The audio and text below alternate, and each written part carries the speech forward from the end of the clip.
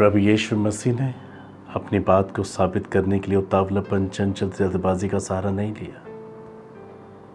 He was carrying the nature of God. He was carrying the righteousness. He is the righteousness. Bible भी कहती बुराई से मत हारो परंतु भलाई से जीत लो। यीशु मसीह ने अपने प्रेम की भलाई किस रीति से दिखाई? रोमन चैप्टर 5 डिक्लेयर, जब हम पापी थे तब प्रभु यीशु ने क्रूस पे जान दी। ये उसकी भलाई थी। उसने किसी का नुकसान नहीं किया। अपनी बात साबित करने के लिए उसने किसी का दिल नहीं दुखाया, but he died himself on the cross to show his unconditional love.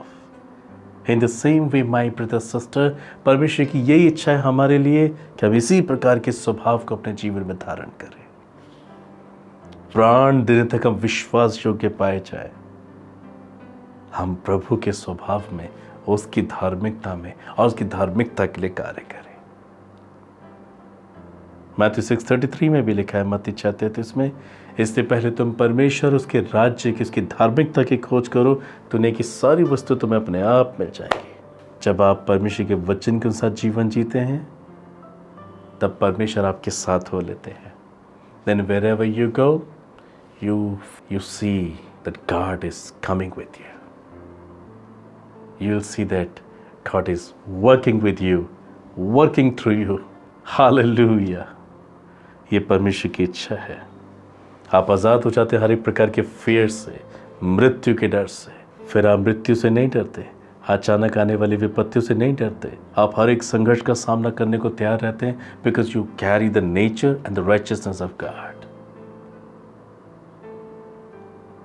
और आपको इस बात का भी आभास होता है, whenever you will close your eyes in this world, you will open your eyes in heaven. कभी भी जब आप अपनी आंखें बंद इस संसार में करेंगे, आप स्वर्ग के राज्य में उसे खोलेंगे। इसलिए प्रिय, हमेशा जाने कि परमेश्वर किन के साथ रहता है। जो उसी के समान बात करते, उसी के स्वभाव में जीवन जीते। इसलिए अपने अंदर सारे प्रकार का बैर भाव, क्रोध को दूर करें, उतावलापन, चंचलता, जल्दबाजी, ढिठाई को दूर करें, नम्र बने, दीन बने। परमेश्वर रहेंगे आपके साथ। एक और वचन हम पढ़ेंगे कि परमेश्वर किन के साथ रहता है। यशाया 64:5 में लिखा है, तो उन्हीं से मिलता है जो धर्म के काम हर्ष के साथ करते हैं, हाँ तेरे मार्गों पर चलते हुए तुझे स्मरण करते हैं। परमेश्वर को याद कैसे रख सकते हैं? जब आप उनके वचन के अनुसार जीवन जीते हैं। When you're obeying His word, it means you remember God. जब आप उनके वचन के साथ जीवन जीते हैं, इसका अर्थ यही होता है कि आप प्रभु को याद रखते हैं।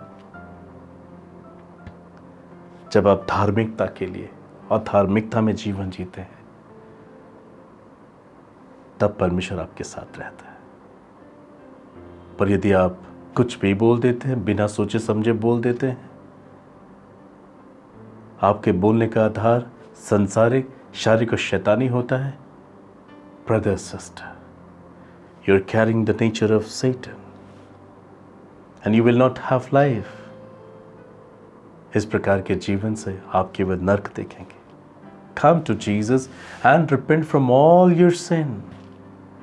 प्रभु आपको आज़ाद करने के लिए तैयार है। घबराहट, डर, बेचैनी, चिंता सब दूर हो जाएगी।